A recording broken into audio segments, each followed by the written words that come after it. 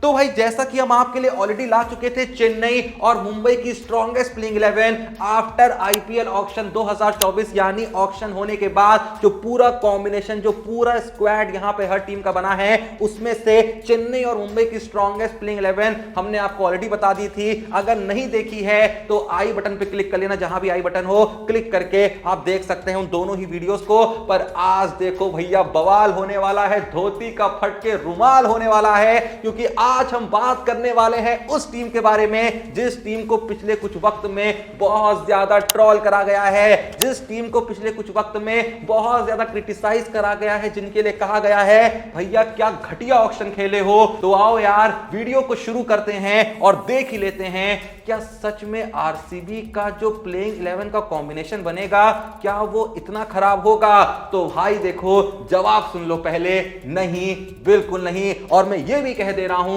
कि जब तुम आरसीबी की स्ट्रॉन्गेस्ट प्लेइंग 11 देखोगे तो तुम्हारे मुंह से एक ही शब्द निकलेगा, फक। पर वो देखने से पहले एक बार ये देख लेते हैं कि आरसीबी का ओवरऑल स्क्वाड क्या है, बॉलिंग के कौन कौन से ऑप्शन है, बैटिंग के कौन कौन से ऑप्शन है, विकेट कीपिंग के कौन कौन से ऑप्शन है, और ऑलराउंडर्स में भी क्या क्या ऑप्शंस हैं, ताकि जैसे जैसे मैं आपको स्ट्रॉन्गेस्ट प्लेइंग 11 बता रहूंगा आप भी अपने दिमाग का इस्तेमाल कर सकें, आप भी सोच सकें कि मैं जो बता रहा हूं सही बता रहा हूं या गलत बता रहा हूं। कहीं भी गलत लगे तो भाई कमेंट सेक्शन खुला हुआ है, जाना और लिख देना ये नहीं ये प्लेयर होगा। तो आओ भाई जल्दी से ओवरऑल स्क्वाड देख लेते हैं। पहले मैं आपको ये बता देता हूं कि इस ऑक्शन में आखिर आरसीबी ने किस किस प्लेयर को उठाया था। अल्जारी जोसेफ को 11.5 करोड़ में, यश दयाल 5 करोड़ में, टॉम करन 1.5 करोड़ में, लोकी फर्गुसन 2 करोड़ में, स्वप्निल सिंह 20 लाख में और सौरभ चौहान 20 लाख में। बस इतने ही प्लेयर्स यहां पे आरसीबी ने उठाए थे, जिसे सुन के आप ये कह सकते हैं कि ऑक्शन कुछ खास नहीं गया था। पर अगर हम ओवरऑल स्क्वाड को देखें तो विकेट कीपर्स इनके पास हैं अनुज रावत और दिनेश कार्तिक, बैट्समैन इनके पास हैं Faf du Plessis, Virat Kohli, Rajat Patidar, Suyash Prabhu Desai और सौरभ चौहान। ऑलराउंडर्स की तरफ नजर डालें तो वहां नाम आता है महिपाल लोमरोर का, ग्लेन मैक्सवेल का, मनोज भंडागे का, टॉम करन का, स्वप्निल सिंह का, विल जैक्स का और कैमरून ग्रीन का। और अंत में देखें अगर बॉलर्स तो यहां पे हैं Akashdeep, Mohammed Siraj, Karn Sharma, Rajan Kumar, Reece Topley, Himanshu Sharma, Alzarri Joseph, Lockie Ferguson, Yash Dayal, Vijay Kumar Vyshak और मयंक डागर। तो ये मैंने आपको आरसीबी के विकेट कीपर्स, बैट्समैन, बॉलर्स और ऑलराउंडर्स बता दिए हैं। अब बारी आती है देखने की कि इस पूरे कॉम्बिनेशन से जब हम टॉप के 11 प्लेयर उठाएंगे तो आखिर आरसीबी की स्ट्रॉन्गेस्ट प्लेइंग 11 कैसी दिखेगी। पर वो देखने से पहले आपको एक और चीज देखनी है, क्या डिस्क्रिप्शन और पिन कमेंट में दिए गए लिंक को, जहां पे आपको मिलेगा एक टेलीग्राम चैनल का लिंक जो है प्रिंस भाई का। अब प्रिंस भाई क्या करते हैं ये भी अगर बताना पड़े तो भाई तुमको कुछ पता ही नहीं है मार्केट में क्या चल रहा है। अगर तुम ड्रीम 11 या किसी भी प्लेटफॉर्म पे जाके फैंटेसी टीम बनाते हो या किसी भी प्लेटफॉर्म पे जाके क्रिकेट रिलेटेड प्रेडिक्शन करते हो,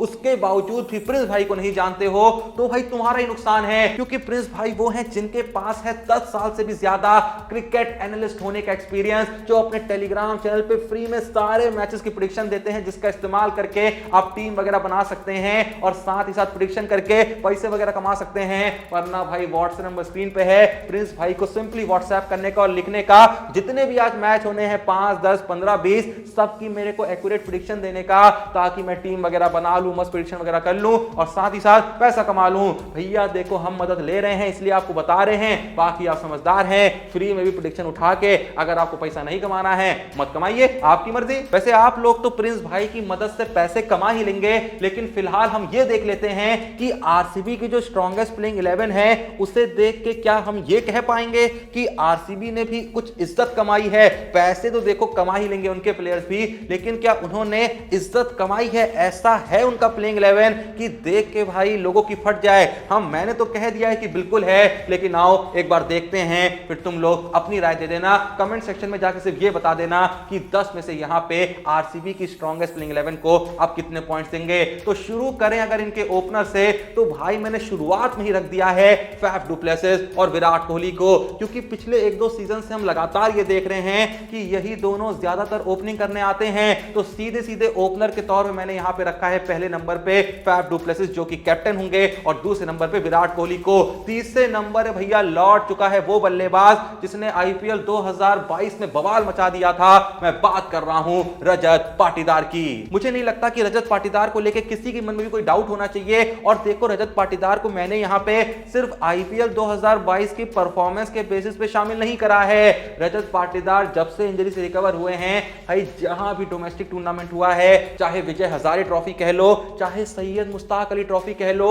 हर जगह भैया बवाल मचाया है। हर जगह ऐसी परफॉर्मेंस दी है कि लोगों ने कहा है ये है कल का सितारा। यही रीजन है कि इंडियन टीम में खेलने का मौका मिल गया था। तो भाई देखो टॉप 3 आरसीबी के कमाल हैं, बवाल हैं। लेकिन आगे बढ़े अगर अपने चौथे नंबर की तरफ, तो यहां तो वो आता है जो तब भी मैच खत्म कर सकता है जहां पे दुनिया ये कह रही हो कि भाई ये मैच हाथ से जा चुका है। मैं बात कर रहा हूं none other than Glenn Maxwell की। हाल ही में चाहे वर्ल्ड कप 2023 की बात कर लें जहां मैक्सवेल ने दोहरा शतक लगा के अफगानिस्तान की ले ली थी, या फिर इंडिया के खिलाफ जो टी20 सीरीज हुई थी उसकी बात कर लें जहां शानदार शतक मार के हारा हुआ मैच उन्होंने ऑस्ट्रेलिया को जिता दिया था, तो भाई ये कहने में फिर से कोई शक नहीं होना चाहिए कि ग्लेन मैक्सवेल आईपीएल 2024 में आरसीबी के one of the key player नहीं बल्कि शायद सबसे बड़े की प्लेयर होंगे। बैटिंग भी बहुत कमाल की करते हैं और अब तो बॉलिंग भी अच्छी खासी करने लगे हैं। आरसीबी वाले तो उनकी ऑलरेडी बॉलिंग यूज कर रहे थे, लेकिन पिछले कुछ वक्त से तो ऑस्ट्रेलिया के लिए भी पूरे पूरे ओवर का अपना कोटा खत्म करते हैं। यानी हमें यह नहीं कहना चाहिए कि Maxwell as a batsman RCB के साथ जुड़े हैं, बल्कि एज एन ऑलराउंडर जुड़े हैं। अब चलें अपनी 5वीं पोजीशन की तरफ, तो भाई ऑलराउंडर का नाम अभी भी लिया ना, तो 5वें नंबर पे आते हैं आरसीबी के सबसे बड़े ऑलराउंडर और भाई one of the most expensive player of RCB. मैं बात कर रहा हूं कैमरून ग्रीन की। तो भाई देखो कैमरून ग्रीन को भले ही मुंबई ने छोड़ दिया, लेकिन मेरे को समझ में नहीं आया क्यों छोड़ा। हाँ एक रीजन हो सकता है कि हार्दिक पांड्या आ गए हैं जो कि लगभग सेम तरीके के प्लेयर हैं, लेकिन सच बताऊं भाई कैमरून ग्रीन ने जो काम पिछले सीजन में मुंबई इंडियंस के लिए करा था ना, उतना शानदार सीजन हार्दिक पांड्या का एक भी नहीं गया होगा मुंबई इंडियंस के लिए। भाई 40 से ऊपर की एवरेज के साथ रन मारे थे कैमरून ग्रीन ने, लगभग 150 से भी ऊपर की स्ट्राइक रेट थी, विकेट भी ले रहा था बंदा, जहां बॉलिंग करवा लो वहां कर रहा था, शुरुआती ओवर में, डेथ ओवर में, बीच के ओवर्स में, और सब कुछ कमाल का कर रहा था। लेकिन मुंबई ने कहा अब हार्दिक भाई आ गए हैं, आपको नहीं खिला सकते हैं। लेकिन भाई जो भी कहो, पता नहीं अंदर ही अंदर एक फीलिंग आ रही है कि इस साल अगर आरसीबी आईपीएल जीत गया ना, तो उसका सबसे बड़ा मैच विनर कोई और नहीं कैमरून ग्रीन ही होगा। आप लोग को भी ऐसा लगता है तो कमेंट बॉक्स में जरूर बताइएगा। तो भाई देखो ये तो टॉप 5 प्लेयर्स हो गए जो कि जबरदस्त हैं। पहले कौन थे? फैफ डु प्लेसिस, दूसरे नंबर पे विराट कोहली, तीसरे पे रजत पाटीदार, चौथे पे ग्लेन मैक्सवेल और 5वें पे कैमरून ग्रीन। अब बारी आती है छठे प्लेयर की जो कि होंगे आरसीबी के विकेट कीपर दिनेश कार्तिक। कुछ लोग देखो दिनेश कार्तिक को लेकर डाउट कर सकते हैं कि भैया वो तो फुल टाइम कमेंटेटर है, पार्ट टाइम क्रिकेटर है, क्या कुछ योगदान यहां पे आरसीबी के लिए दे भी पाएगा या नहीं दे पाएगा? तो भाई देखो फॉर्म कैसा चल रहा है ये तो वक्त ही बताएगा, क्योंकि डोमेस्टिक क्रिकेट बिल्कुल दिनेश कार्तिक ज्यादा खेलते नहीं हैं। हालांकि कुछ मैचेस बीच में खेले थे जहां अच्छी खासी परफॉर्मेंस दी थी, हाल ही में शतक मार रखा है डोमेस्टिक क्रिकेट में, तो ऐसे में काम आ सकते हैं। और अगर नहीं भी आए तो अनुज रावत हैं ही। हालांकि अनुज रावत ने भी पिछले सीजन में आरसीबी के लिए कई मैचेस में हक दिया था, अगर 1-2 मैचेस को छोड़ दें तो कोई यहां पे बहुत बड़ी गलती नहीं होगी अगर शुरुआत आरसीबी दिनेश कार्तिक से करे। अगर अच्छा नहीं खेलें तो अनुज रावत को खिला लीजिएगा। तो अब चलते हैं अपनी 7वीं पोजीशन की तरफ, तो यहां पे मैंने रखा है महिपाल लोमरोर को।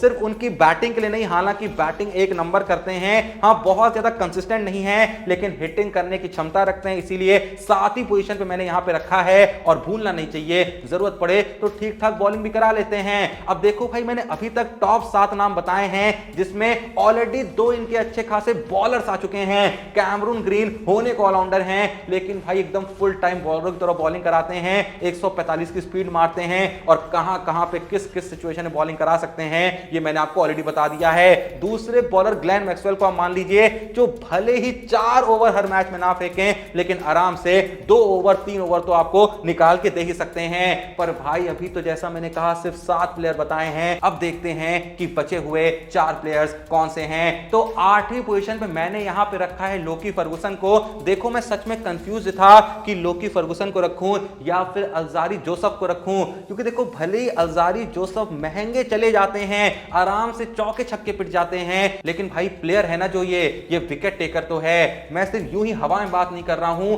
आप स्टैट्स को देखिए भाई, बंदे ने 19 टी20 मैच खेल रखे हैं इंटरनेशनल लेवल पे, जहां बैटिंग भी कमाल की करी है। आप मानेंगे नहीं, अल्जारी जोसेफ की जो बैटिंग एवरेज है वो 26.5 की है टी20 इंटरनेशनल में, और 19 आईपीएल मैचेस में 27 की बैटिंग एवरेज है। 27 की बैटिंग एवरेज भैया दो पल के लिए बहुत सारे बैट्समैनों की नहीं होगी, पर बात से बैटिंग की नहीं है। अगर हम इनके बॉलिंग स्टैट्स नजर डालें तो 19 टी20 इंटरनेशनल मैच में 32 विकेट लिए हैं और बॉलिंग एवरेज 19.88 की है, जो कि टी20 के हिसाब से भाई बहुत शानदार है। हर 19 रन पे एक विकेट लेते हैं। आपको ऐसे बहुत ही कम बॉलर्स देखने को मिलेंगे टी20 में जिनका विकेट चटकाने का रेट अल्जारी जोसेफ के बराबर हो। हां, आईपीएल में अगर देखें तो 19 मैच में 20 विकेट लिए हैं, जो ना ही बहुत खराब है ना ही बहुत अच्छा है, लेकिन फिर भी थोड़ा बहुत ऐसा कुछ यहां पे काम करा है अल्जारी जोसेफ ने कि दो पल के लिए आरसीबी उनको फर्गुसन से पहले खिलाने का सोच सकता है। एक रीजन देखो, आरसीबी के पास ये भी होगा कि इतना पैसा लुटाया है, 11.5 करोड़ खर्च किए हैं और 2 करोड़ फर्गुसन लिए हैं और खिला रहे हैं फर्गुसन को अल्जारी जोसेफ से पहले। तो मैंने तो देखो फर्गुसन को ही खिलाया है, पर मुझे लगता है कि आरसीबी यहां पे अल्जारी जोसेफ को भी खिला सकती है अगर उन्हें लगे कि थोड़ी बहुत बैटिंग की भी जरूरत है। सिर्फ अगर बॉलर सोचना हो तो भाई फर्गुसन के साथ ही जाना चाहिए। इससे आगे बढ़े तो 9वें नंबर मैंने रखा है मोहम्मद सिराज को, 10वें नंबर पे मैंने रखा है स्पिनर करण शर्मा को और 11वें नंबर पे मैंने रखा है यश दयाल को। भाई रखना पड़ा क्योंकि बाकी जो ऑप्शंस थे वो इससे भी ज्यादा खराब थे।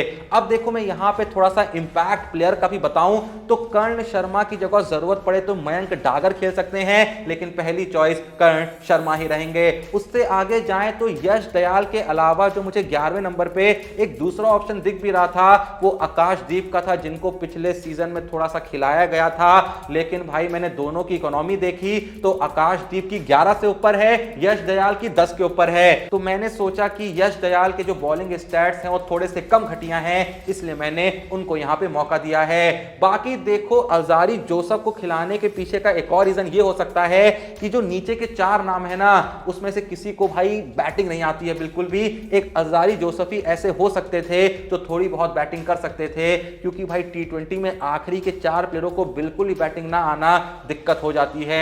और आरसीबी का एक ट्रैक रिकॉर्ड रहा है ना, जब घुसते हैं तो भाई धड़ धड़ करके सभी घुस जाते हैं, या तो ऊपर के ही लोग इतने रन मार देंगे 200-250 रन, या फिर अगर शुरुआत के 3-4 विकेट गिर गए तो नीचे वाले कहते हैं भाई हमसे उम्मीद ना रखिए। ऐसे में थोड़ा सा जरूरत पड़ जाती है कि नीचे के बॉलर्स भी कुछ बल्ले से कंट्रीब्यूट कर सकें। तो ये रही मेरी आरसीबी की स्ट्रॉन्गेस्ट प्लेइंग 11 जो मैंने आपको ऑलरेडी बता दी है। आपके स्क्रीन पे दिख रही होगी इनकी स्ट्रॉन्गेस्ट प्लेइंग 11। कहीं पे भी अगर आपको लगता है ये नहीं ये होना चाहिए था, प्लीज कमेंट सेक्शन में जरूर बताइएगा। और इस स्क्वाड को आप 10 में से कितने पॉइंट देंगे ये भी कमेंट बताइएगा। और सबसे बड़ा सवाल, क्या आरसीबी आईपीएल 2024 जीतेगी? मैं जानता हूं ये दुनिया का सबसे कठिन सवाल है, इसीलिए आपसे पूछ रहा हूं, तो इसका जवाब भी कमेंट में जरूर दीजिएगा। बाकी जल्दी से जाके डिस्क्रिप्शन और पिन कमेंट में दिए हुए लिंक से प्रिंस भाई के टेलीग्राम चैनल को ज्वाइन कर लीजिएगा, क्योंकि भाई बहुत सारे मैचेस चल रहे हैं, पैसा कमाने का मौका नहीं छोड़ना है। व्हाट्सएप नंबर स्क्रीन पे है, सिर्फ डीएम कर दीजिएगा, फ्री प्रेडिक्शन उठा के मस्त टीम वगैरह बना के पैसे कमाइएगा। वीडियो पसंद आए लाइक करेगा, चैनल को सब्सक्राइब करेगा। मिलते हैं नेक्स्ट वीडियो में, तब तक के लिए जय हिंद,